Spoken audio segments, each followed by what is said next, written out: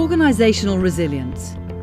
The ability of an organization to anticipate, prepare for, respond, and adapt to incremental change and sudden disruptions in order to survive and prosper. As a chief executive of a company myself, I think about not just the short-term but the long-term prospects of a business. So when BSI's best practice on organizational resilience landed on my desk recently, it was really intriguing and it really captured my attention because it spoke to both of those time agendas, short and long-term. We wanted to delve further into this topic to understand it better, and we commissioned Professor David Denyer at Cranfield University to gather the evidence going back over 50 years from what other organizations are saying about the topic. The report identifies that the thinking on organisational resilience has evolved over 5 distinct phases. The first phase was very much about stopping bad things happening. It was about preventative control. It was about having systems and processes in place. That then moved on to an agenda which was very much about having people who were alert, attentive, careful, mindful of what they were doing in order to avoid, trap and mitigate problems. The next phase of organisational resilience thinking was very much about a progressive agenda. And there are 2 aspects to that. The first aspect is around performance optimization, which is about doing what the organisation does. So it's existing technologies, it's existing markets, existing processes, but doing that much better. That's opposed to the 4th phase of resilience thinking, which was very much about the organisation doing something radically different. So to be the disruption in its marketplace, that requires adaptive innovation. The 5th phase, which we're calling paradoxical thinking, is about blending the 4 former phases into a more holistic and blended fit-for-purpose approach for the particular context that organisation faces. Within those 5 perspectives on organisational resilience, we find 2 core drivers and 2 core approaches that organisations can adopt. The first driver is a defensive agenda, which is about stopping bad things happening, as opposed to a progressive agenda, which is about making things happen in the organisation.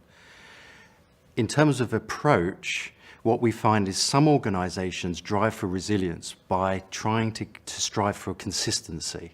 That's opposed to a flexible agenda, which is having people that have a variety of different ideas, a variety of different beliefs and outlooks, and a variety of different behaviours and practices, which enables them to be much more agile.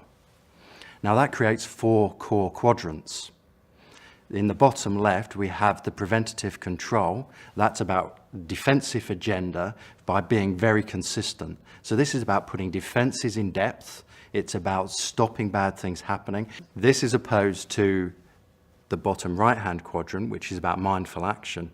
And this is having people who notice the problems in their environment. They're able to raise those concerns, and those concerns are listened to, and they're empowered to act, to take action, to stop the problem cascading and escalating through the system. Now, in the progressive agenda, this is about making things happen. The top left-hand box is about performance optimization. This is about the organization doing what it does now, but doing it better to drive competitive advantage. Now, this box is opposed to the top right-hand box, which is very much about adaptive innovation. This is about being the disruption in the marketplace. No singular approach to organizational resilience actually achieves performance in the longer term. It's actually a blend of these different approaches. The challenge for organizations is that there are tensions between the different quadrants.